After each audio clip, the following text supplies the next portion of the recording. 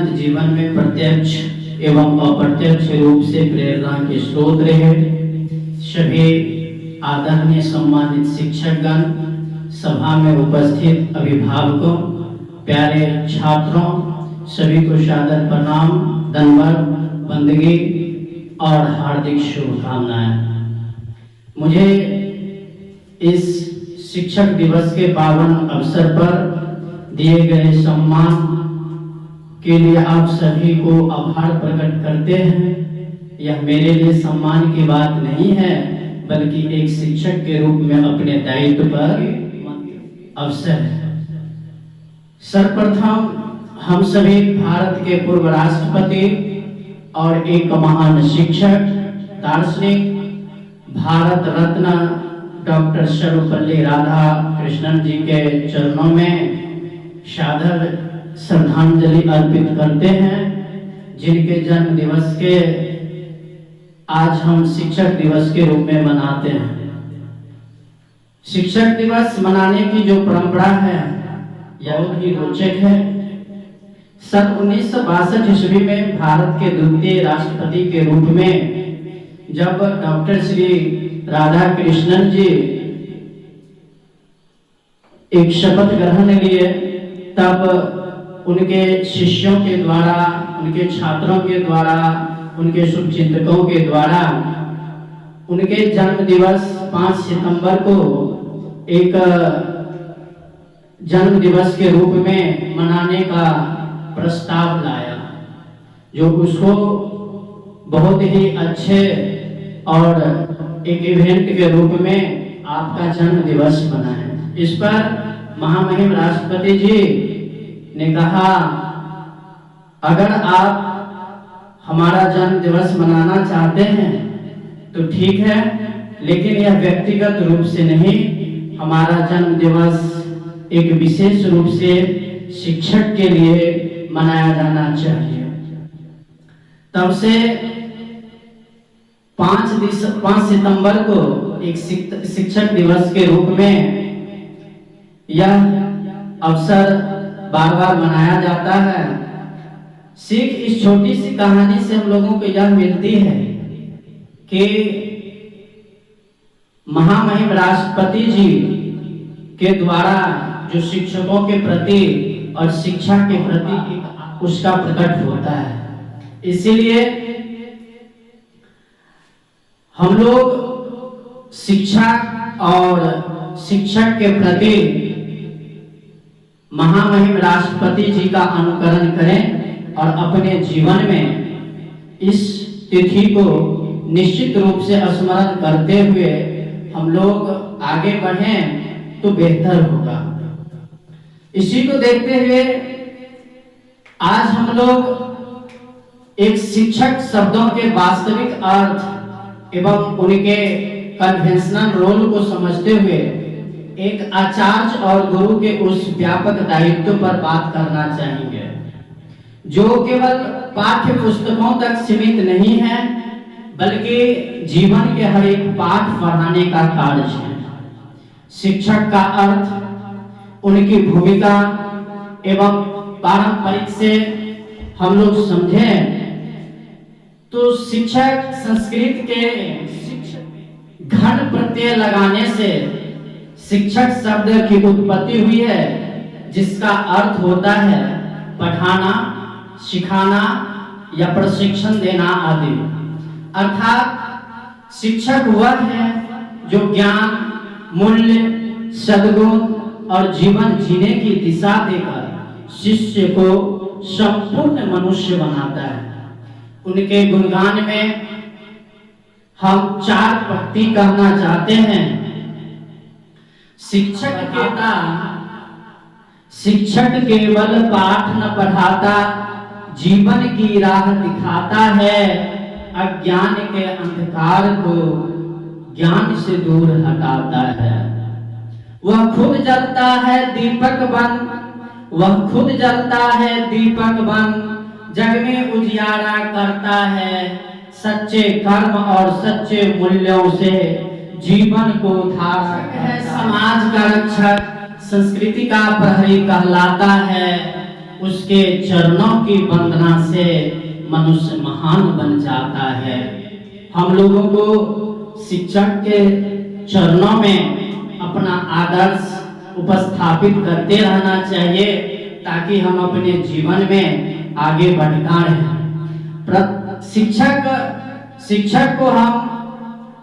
शिक्षक को अगर हम लोग समझना चाहें तो ये समझ सकते हैं। एक है शास्त्रीय परंपरा, जो प्राचीन काल की बातें हैं उससे हम समझ सकते हैं, जो एक आध्यात्मिक रूप से समझा जाता है। अध्यात्म में हम लोग सभी जगह एक पंक्ति को गाते हैं, गुरुर्ब्रह्मा विष्णु गुरुदेवो महेश्वरा गुरुर् साक्षात परब्रह्म तस्मै श्री गुरुवे नमः। अर्थात गुरु को ब्रह्मा विष्णु महेश तुल्य माना गया है। गुरु ब्रह्मा है जो अज्ञानता के अंधकारों में ज्ञान का सृजन करते हैं। जानते हैं ना हम लोग, जो ब्रह्मा जी जन्मदाता है, विष्णु जी पालन करता है और शंकर जी संहार करता है। इसीलिए हम यहाँ पर देखते हैं जो गुरु ब्रह्मा है जो अज्ञानता के अंधकार में ज्ञान का सृजन करते हैं, और गुरु विष्णु भी हैं जो ज्ञान की रक्षा व पोषण करते हैं, और गुरु महेश भी हैं जो अज्ञान का विनाश कर नव चेतना का उदय करते हैं। इसलिए आध्यात्मिक दृष्टि से अगर हम लोग देखें तो गुरु शब्द बड़े ही महान शब्द है। गुरु ही अंधकार को मिटाते हैं और प्रकाश की दिशा में ले जाते हैं। इसीलिए गुरु परंपरा को हम लोग उपस्थापित करते हुए अपने जीवन को और आगे बढ़ाते हुए अपना जीवन का मार्ग प्रशस्त कर सकते हैं। इसीलिए छात्रों, हम लोग अगर शिक्षक को दूसरे दृष्टि से देखें तो वर्तमान काल के पुस्तकों और शिक्षकों की वाणी या शिक्षकों के व्यवहार को हम लोग समझें तो इसमें शिक्षक का मतलब विषय का ज्ञान होना जरूरी होता है, जिसके माध्यम से शिक्षार्थी को डिग्री या प्रमाण पत्र प्राप्त करने में सबसे ज्यादा सहयोग करते हैं। इससे बच्चों में व्यवसाय आदि का ज्ञान होता है तथा वो नौकरी करने में सफल होते हैं। दोनों दृष्टि में अगर हम लोग देखें तो गुरु की महत्ता सबसे आगे है। हम लोग अगर बारीकी से देखें तो आध्यात्मिक दृष्टि से कहा गया है जो गुरु आपको इस अंधकार से प्रकाश की ओर ले जाते हैं, आपको संसार की ज्ञान से लेकर के अंतर आत्मा तक की जानकारी यानी विधा को सिखाते हैं, और आत्मा की विधा को सिखाकर परमात्मा से जोड़ने की जो कला है उनको विकसित करते हैं, वही सच्चे गुरु होते हैं। और अगर वर्तमान परिदृश्य को देखें तो गुरु हमारे जीवन में जो हमारे विद्यालय शिक्षक हैं या हमारे समाज में जो शिक्षक हैं जीवन को बढ़िया से जीने की कला को सिखाते हैं। इसीलिए हम लोग थोड़ा सा इसमें अंतर करने की एक सोच रखें। अगर अंतर करने की एक हम लोग देखें तो इसमें बहुत ही रोचक अंतर आपको दिखाई देगा, जिसमें हम लोग प्राचीन काल के गुरु को अगर देखें और वर्तमान काल के गुरु को अगर हम लोग देखें तो उसमें हमें समझ में आता है जो शिक्षा के स्थान, सबसे पहले क्या है, शिक्षा के स्थान। अगर हम शिक्षा के स्थान को देखें तो प्राचीन काल में शिक्षा का स्थान कहाँ होता था? जंगल में आश्रम होते थे, वहां पर गुरुजी गुरुकुल चलाते थे और उसी गुरुकुल में बच्चों को पठन पाठन शिक्षा दीक्षा का कार्यक्रम होता था। और अगर वर्तमान काल में अगर हम शिक्षण का स्थान है, वह शिक्षण का स्थान वह विद्यालय, महाविद्यालय, विश्वविद्यालय या ऑनलाइन जो भी हम लोग समझे या शिक्षा का स्थान बन गया है। प्राचीन काल में शिक्षा और शिक्षक का उद्देश्य होता था जो आत्मज्ञान, चरित्र निर्माण, धर्म पालन, ये महत्वपूर्ण चीज था। पहले लोग अपने जीवन में आत्मज्ञान सर्वोपरि माना जाता था, जिसको विकसित किया जाता था। जो गुरुकुल में बच्चे रहते थे, वो गुरुकुल में बच्चे इस चीज को सीखते थे, जो आत्मज्ञान, चरित्र निर्माण सबसे जरूरी था। जीवन में चरित्र निर्माण होना बहुत जरूरी है। और धर्म पालन, जो जिस संस्कृति को मानने वाले होते थे, उसी संस्कृति को मानते हुए अपने धर्म की परंपरा को रक्षा करते थे। ये प्राचीन काल में हुआ करता था। लेकिन वर्तमान में उद्देश्य क्या है शिक्षा का? वर्तमान में शिक्षा का उद्देश्य क्या है? कैरियर, यानी अपना कैरियर बनाइए, नौकरी में जाइए, आधुनिक जीवन को संभालिए, पैसा कमाइए। इसी के लिए हम लोग शिक्षा अगर अभी वर्तमान में देखा जाए तो ज्ञान के दृष्टि से शिक्षा नहीं प्राप्त किया जाता है ना। नौकरी कैसे लग जाए, डिग्री कैसे प्राप्त हो जाए, प्रमाण पत्र कैसे मिल जाए, इस सब के लिए हम लोग शिक्षा का उद्देश्य मानते हैं, शिक्षा को उद्देश्य के रूप में लेते हैं। अगर यह उद्देश्य नहीं होता तो शिक्षा की कोई जरूरत नहीं पड़ती। संबंध में अगर देखें तो प्राचीन काल में गुरु शिष्य का संबंध जो होता था वो आजीवन होता था, है ना। गुरु शिष्य का संबंध कैसा होता था? तो वह आजीवन होता था। लेकिन वर्तमान में अगर हम लोग देखें तो गुरु शिष्य का संबंध कैसा होता है? एक सीमित हो गया, संस्थान तक ही रहा जाता है। अभी देखें बच्चों को शिक्षक विद्यालय में हैं तो वहां तक ही उनका संबंध है ना। फिर रोड सड़क पर आ गए या अपने घर आ गए तो आप उनके शिक्षक लगते हैं, जो वो शिक्षक आप नहीं है। उनके अंदर में जो भाव आदर होना चाहिए आपके प्रति, वह सिर्फ विद्यालय तक ही रह जाता है, महाविद्यालय तक ही रह जाता है, उसके बाहर बहुत कम हो जाता है। इसीलिए अगर हम लोग देखें तो हम लोगों का संबंध अभी वर्तमान परिदृश्य में बहुत सीमित हो चुका है, लेकिन प्राचीन काल में आजीवन संबंध रहा करता था। साधन क्या है? तो प्राचीन काल में अगर साधन को हम लोग देखें तो वह मौखिक रूप से पढ़ा जाता था। प्राचीन काल में कैसा पढ़ाई होता था? मौखिक रूप से होता था, अनुभव से होता था, है ना। तब साधना करके होता था। लेकिन वर्तमान में शिक्षा का साधन क्या है? पुस्तकें हैं, डिजिटल प्लेटफॉर्म्स हैं, तकनीकी हैं, कॉपी कलास हैं, बहुत सारे संसाधन हो गए हैं। ऑनलाइन भी आप पढ़िए, प्लेटफॉर्म ये आपको डिजिटल प्लेटफॉर्म दिखाई देगा। आप उस पर ऑनलाइन टीचर एक जगह से लाखों विद्यार्थी को पढ़ा रहे होते हैं। इसीलिए अगर हम लोग देखें अपने जीवन में तो बहुत ऐसे उदाहरण मिलते हैं जो प्राचीन काल में भी गुरु शिष्य का संबंध बहुत अच्छा रहा है। देख लीजिए आप अर्जुन को क्या कहते हैं, उनको द्रोण को अर्जुन के साथ, द्रोणाचार्य को, और अर्जुन का जो शिष्य और गुरु का जो परंपरा है कितना मजबूत है। आरुणि को देख लीजिए, अपने गुरु के साथ कितना अच्छा संबंध था, है ना। राधा कृष्णन को देख लीजिए, आधुनिक मेंटर स्टूडेंट इत्यादि को देख लीजिए, जो इस प्रकार के उदाहरण हम लोगों के बीच आते हैं। लेकिन छात्रों, इन तमाम संसाधन के बावजूद भी हम लोगों के बीच कुछ चुनौतियां हैं, और उस चुनौतियों को अपने जीवन में कैसे समाधान करेंगे, इस पर भी हम लोगों को विचार करने की जरूरत है।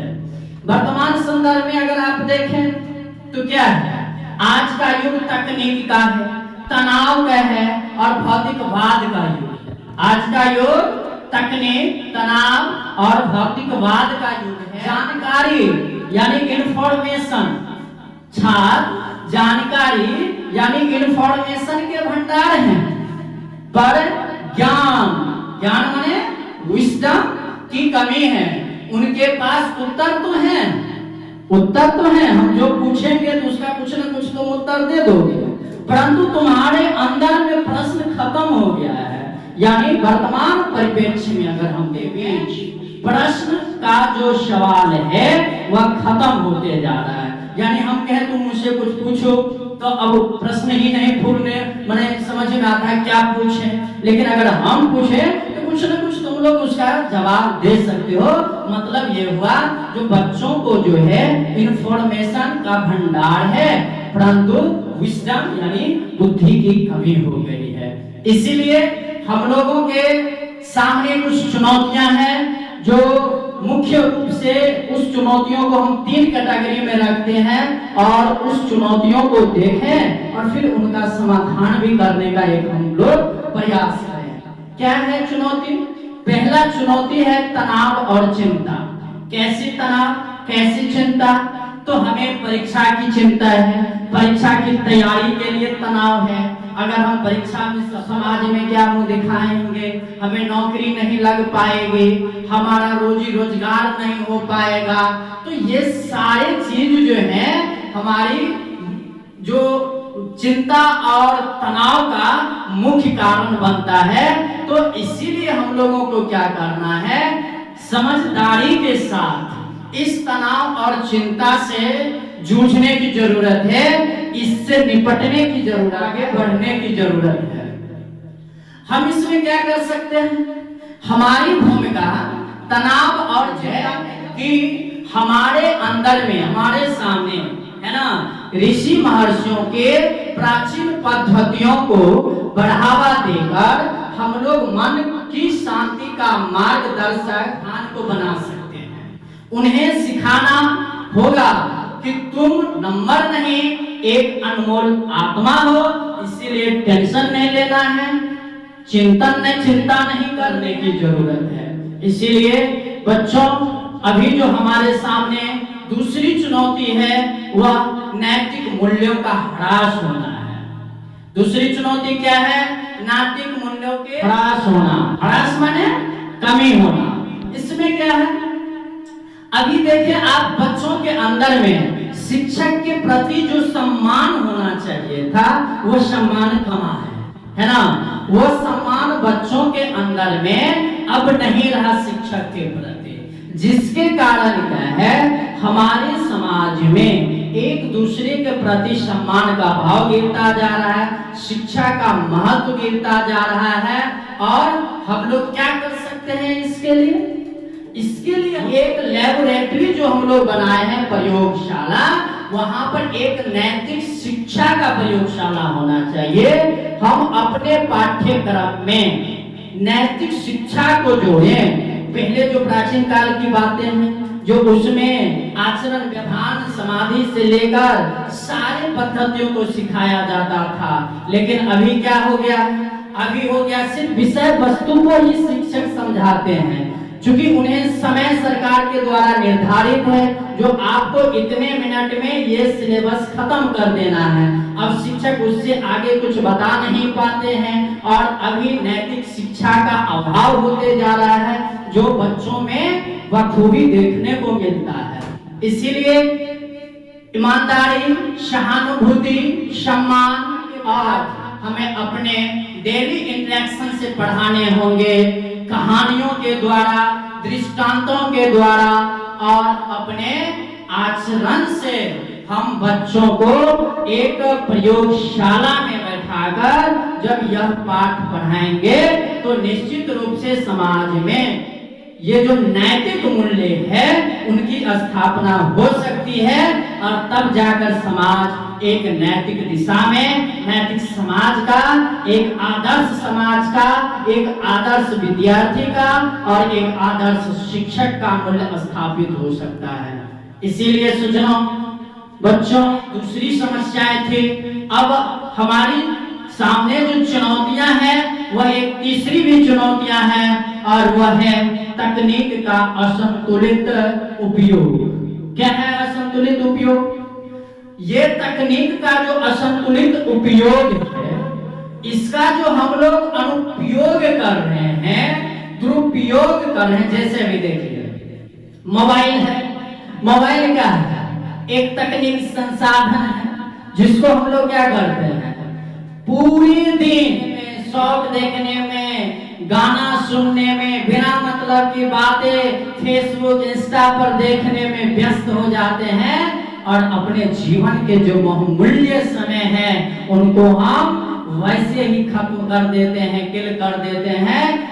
इसीलिए हम लोगों को जो ये तकनीक का असंतुलित उपयोग है इन्हें सुधारने की जरूरत है। आप देखें हमारे जीवन में बहुत ज्यादा तकनीक ऐसे हैं जो ऊंचाइयों में ले जाने के लिए आपका संसाधन बन सकता है, लेकिन हम लोग उनको उपयोग करना नहीं जानते हैं और जानते भी हैं तो रोमांटिक सीन देखने में अपना समय बिता लेते हैं, गलत समय बिता लेते हैं, लेकिन सदुपयोग नहीं कर पाते हैं। इसीलिए तकनीक को शत्रु नहीं, तकनीक को शत्रु नहीं सहयोगी बनाना है। डिजिटल साक्षरता के साथ साथ डिजिटल संयम सिखाना है। डिजिटल साक्षरता के साथ साथ डिजिटल संयम सिखाना है। स्क्रीन के समय और प्रकृति के समय के बीच संतुलन बनाना सिखाना है। और अगर यह समय स्क्रीन का और प्रकृति के समय को अगर हम संतुलन बनाना सिखा देते हैं बच्चों के बीच तो निश्चित रूप से हमारे समाज का विकास संभव है। हमारे समाज का संभव नहीं है। इसीलिए मैं आप सभी छात्रों को अपने तरफ से कुछ संदेश देना चाहता हूं जो निश्चित रूप से आप लोग हमारे संदेश को सुने और इन्हें और आगे तक फैलाने का प्रयास करें, आगे तक पहुंचाने का प्रयास करें। मेरे प्यारे छात्रों, आप हमारे भविष्यवान भी हैं। मेरे प्यारे छात्रों, आप हमारे भविष्य ही नहीं वर्तमान भी हैं। सफलता के अर्थ केवल एक कैरियर नहीं, एक कैरेक्टर भी बनाना है। अपने शिक्षकों को सम्मान करें क्योंकि वह आपके सबसे बड़े वेल विशर हैं। आप अपने शिक्षक का सम्मान करें क्योंकि वे आपके सबसे बड़े वेल विशर हैं। इसीलिए सफलता का अर्थ केवल कैरियर नहीं होता, कैरियर के साथ साथ आपको कैरेक्टर भी बनाना होता है। उनसे सवाल पूछें, संवाद करें। अपने शिक्षकों से सवाल पूछना सीखिए, संवाद करना। अपने शिक्षक से कैसे संवाद कर सकते हैं, कैसे प्रश्न पूछ सकते हैं। अगर आपके अंदर ये सब व्यवहार आ जाता है तो निश्चित रूप से आप अपने जीवन को ऊंचाई तक ले जा सकते हैं। वैसे हमारे कुछ छात्रों के द्वारा अव्यावहारिक कार्य भी किया जाता है जिसमें नशापान सबसे अधिक बच्चों को अव्यावहारिक बना रहा है। हम 4 पंक्ति आप सबों को सुनाना चाहते हैं। आप लोग इसको जरूर सुने और इसको समझने का प्रयास करें। गुरु को छोड़ तीरथ दौड़े, गुरु को छोड़ तीरथ दौड़े, मूर्ति संग घंटा बजाए, ज्ञान के दीप को ठुकरा कर नशे की राह खुद अपनाए। व्रत उपवास में मगन रहेंगे पर पाठ कभी न करेंगे याद। गुरु की वाणी पर हंसी उड़ाए फिर भी कहते हम हैं साधु, हम हैं आबाद। पढ़ाई से भागे बहाने बनाए, पढ़ाई से भागे बहाने बनाए, आचरणहीनता में खो जाए। गुरु की डांट को अपमान समझे, गुरु की डांट को अपमान समझे पर खुद की गलती ना पहचान पाए। हे छात्र, भूलो मत यह सत्य, भूलो मत यह सत्य, नशे और दिखावे से जीवन निखरेगा नहीं, नशे और दिखावे से जीवन निखरेगा नहीं।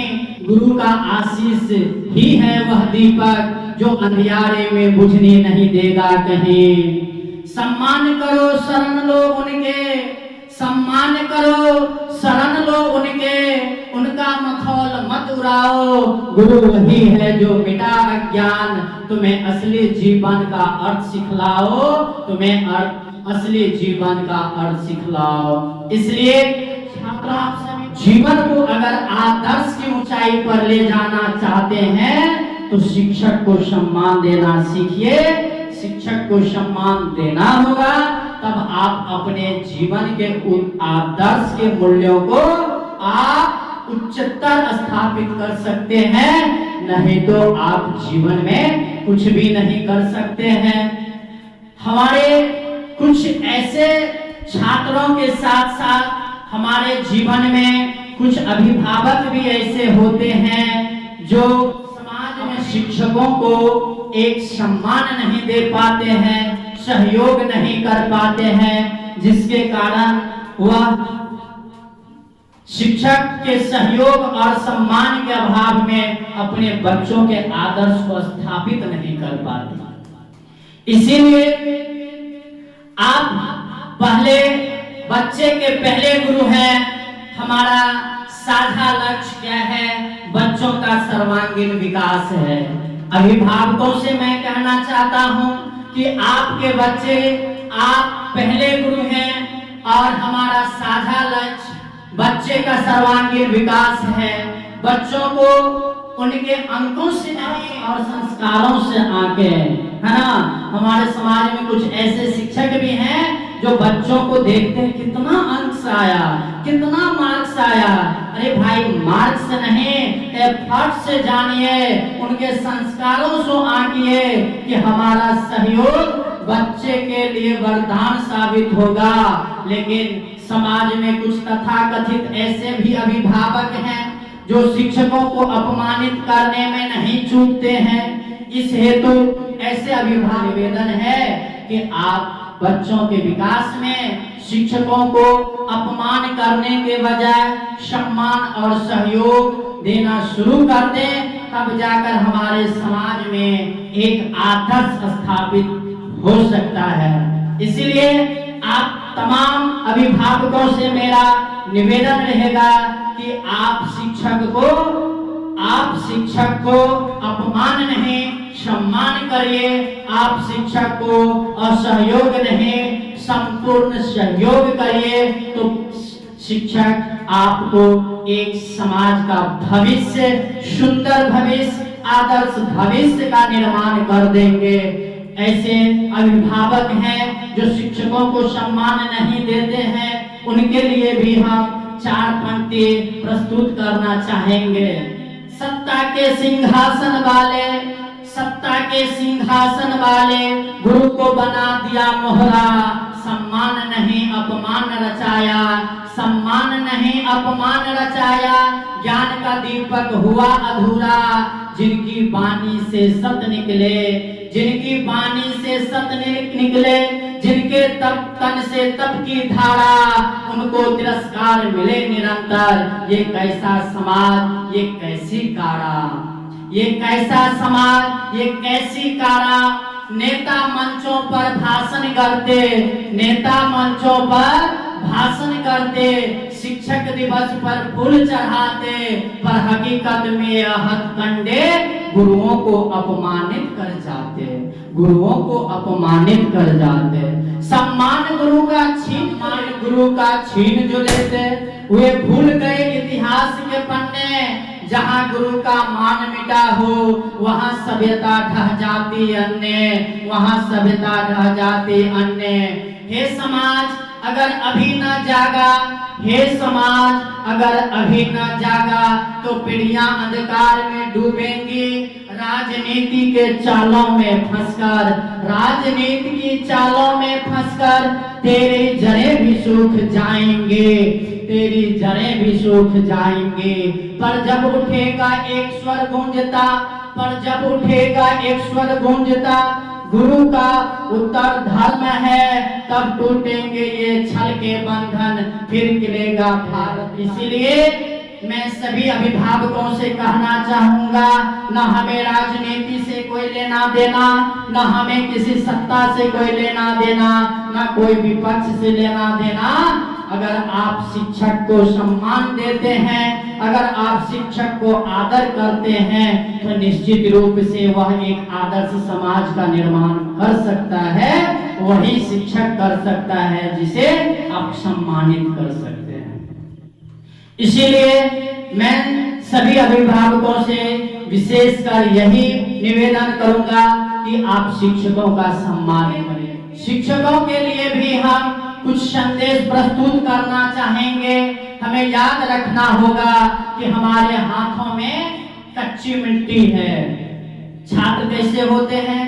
मिट्टी के समान, कच्ची मिट्टी के समान होते हैं, जिसे हमें एक सुंदर मूर्ति बनानी होती है। सदगुरु कबीर की एक वाणी है, गुरु कुम्हार शिष्य कुंभ है, गुरु कुम्हार शिष्य कुंभ है, गड़ गड़ कारे खोट, अंदर हाथ सहार दे, बाहर मारे चोट। अगर आप शिक्षक हैं तो निश्चित रूप से आप एक सशक्त और आदर्श समाज का निर्माण कर सकते हैं। इसलिए आपको इस कार्य को करने के लिए थकान होगी, चुनौतियां आएंगी, पर हर दिन एक नया पर्पस लेकर भी आएगा।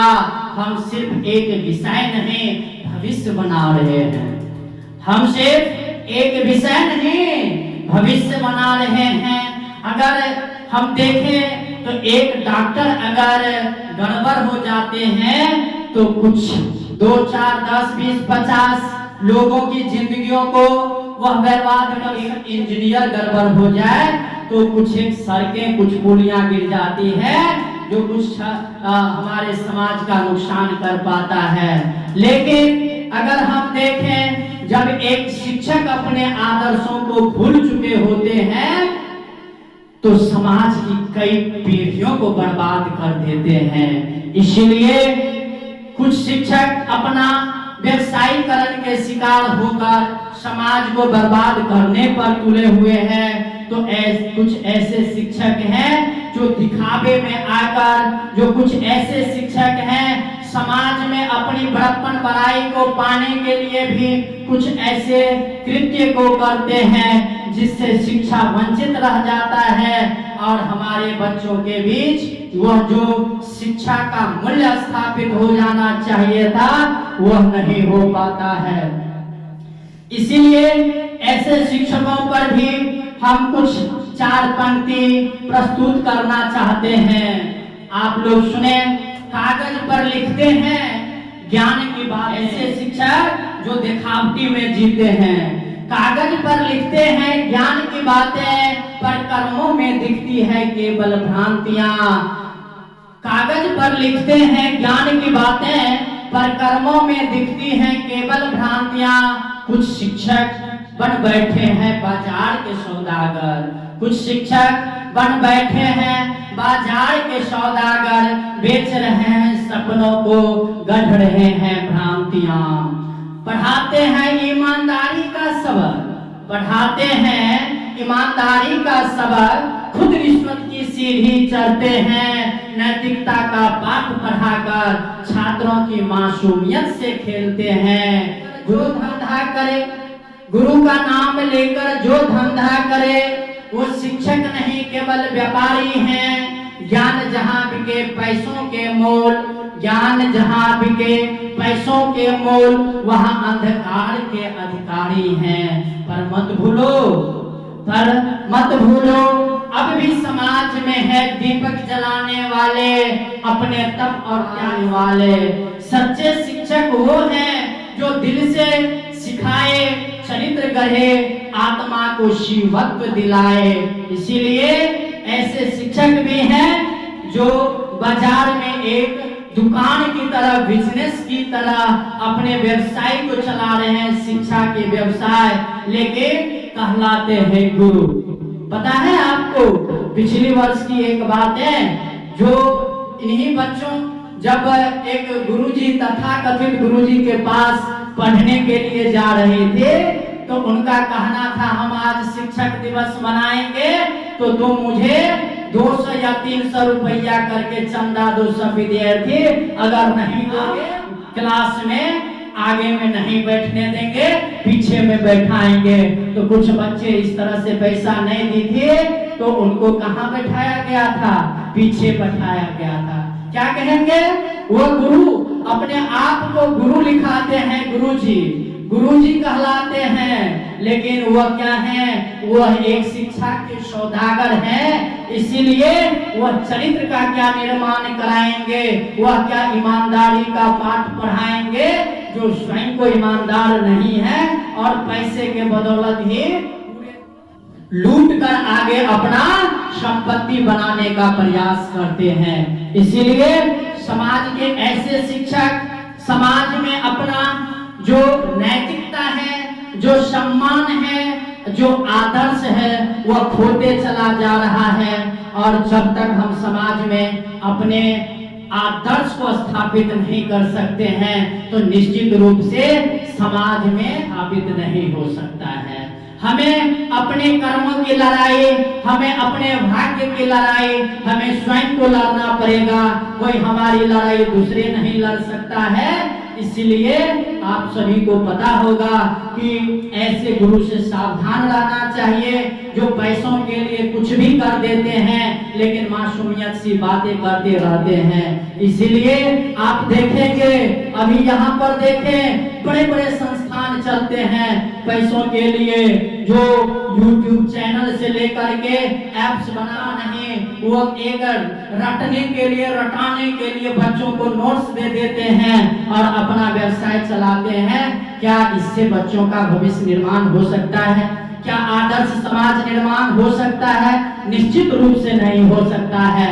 इसीलिए इस आज के इस शिक्षक दिवस के पावन अवसर पर जो आप लोगों के द्वारा आयोजित कार्यक्रम है, इसका मुख्य सारांश है आज के इस युग में एक शिक्षक की भूमिका और भी महत्वपूर्ण हो गई है। हमें केवल अध्यापक नहीं, एक मार्गदर्शक, एक मेंटर्स और कभी कभी एक भूमिका भी निभानी है। अगर शिक्षक मित्र की भूमिका को न निभाए, अगर शिक्षक साथी की भूमिका को न निभाए, अगर एक शिक्षक अपने आप को बहुत बड़ा शिक्षक समझकर बच्चों को पूछने का मौका ना दे, उनकी समस्याओं का हल ना करे। आपको पता है ना, अगर आप ये जो तथाकथित जितने बड़े बड़े संस्थान चला रहे हैं शिक्षक लोग, अगर आप वहां जा रहे हैं पढ़ने के लिए, आपके अंदर कोई डाउट्स है, कोई प्रश्न है तो आप पूछ नहीं सकते। अगर पूछेंगे तो उतने बच्चों में आपको थोड़ा सा बेइज्जती कर दिया जाए या कुछ ऐसे मजाक मखौल उड़ा दिया जाए जो कल से कोई दूसरा बच्चा पूछे ना और कहेंगे नहीं हमारे बच्चे तो सारे को सारे समझ नहीं है। सारे बच्चे समझ नहीं पा रहे हैं, लेकिन बच्चे में प्रश्न पूछने की हिम्मत नहीं आ रही है, प्रश्न पूछने की जिज्ञासा नहीं उत्पन्न हो रही है। और जिसमें जिज्ञासा भी है तो वह अपने इज्जत, लाज, शर्म और बेइज्जती होने के डर से वह प्रश्न अपने वर्ग में पूछ नहीं पाते हैं। इसीलिए सभी छात्रों विचार करें कि हम लोग एक आदर्श समाज को स्थापित करने के लिए आदर्श छात्र को बनाना पड़ेगा। और आदर्श छात्र तब बन सकता है जब एक शिक्षक आदर्श हो सकता है। अंतिम बात एक प्रेरणादायक उदाहरण के साथ समाप्त करना चाहूंगा। क्या है?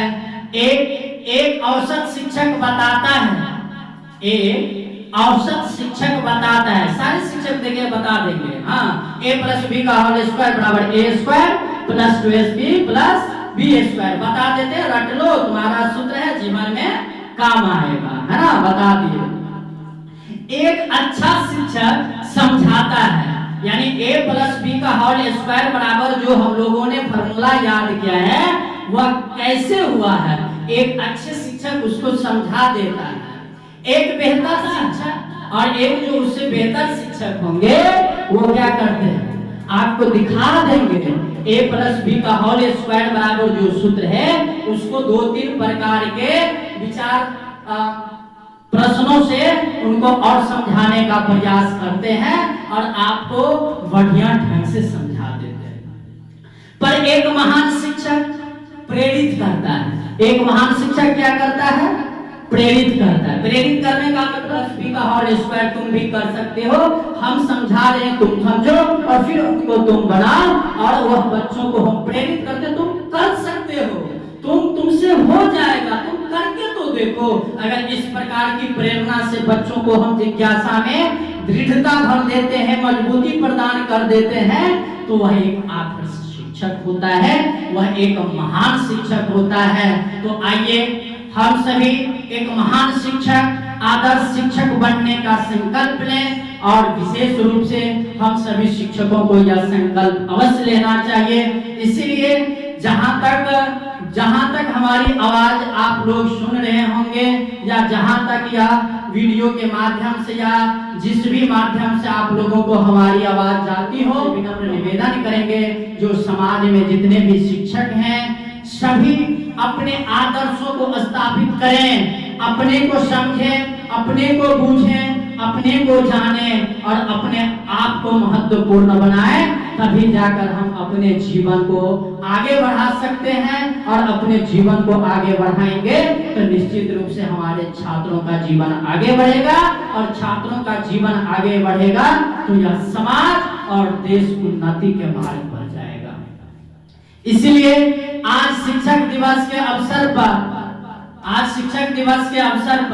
हम शिक्षक के चरण में अपना 4 पंक्ति समर्पित करना चाहते हैं। आज शिक्षक दिवस के अवसर पर झुकाता हूँ श्रद्धा से आपके चरणों में। आज शिक्षक दिवस के अवसर पर झुकता हूँ श्रद्धा से आपके चरणों में। आपने संवारा मेरा जीवन जैसे कुम्हार करता हो गीली मिट्टी को धैर्यपूर्ण क्षणों में। कुछ साथी भटक गए राहों में, नशे दिखावे में उलझ गए। गुरु की वाणी को ठुकराकर मूर्खता में खुद को सजग कह गए। गुरु की वाणी को ठुकराकर मूर्खता में खुद को सजग जानता हूँ सच्चाई यही है। मूर्ति नहीं गुरु वाणी ही तीरथ है, व्रत नहीं गुरु सेवा ही सबसे बड़ा धर्म है। आपके आशीष से ही मिलेगी रोशनी जो अंधेरे कोने को भी जगमगाएंगे। आप ही वह दीप हैं जिसकी लौ से यह जीवन सज पाएंगे। गुरुजी आपको प्रणाम है मेरा, गुरुजी आपको प्रणाम है मेरा। आपकी शिक्षा ही मेरी पे आपके सानिध्य से ही जान पाया कि गुरु बिना ज्ञान अधूरा और जीवन बेजान है। गुरु बिना ज्ञान अधूरा और जीवन बेजान है। इसलिए सभी छात्रों को आप सभी अपने कीमती समय दिया मेरी इस विनम्र बात को ध्यान से सुनने के लिए। इसके लिए मैं आप सभी को हृदय से आभार व्यक्त करता हूं और पुनः एक बार शिक्षक दिवस की ढेरों शुभकामनाएं देते हुए जय हिंद, जय भारत, सदैव।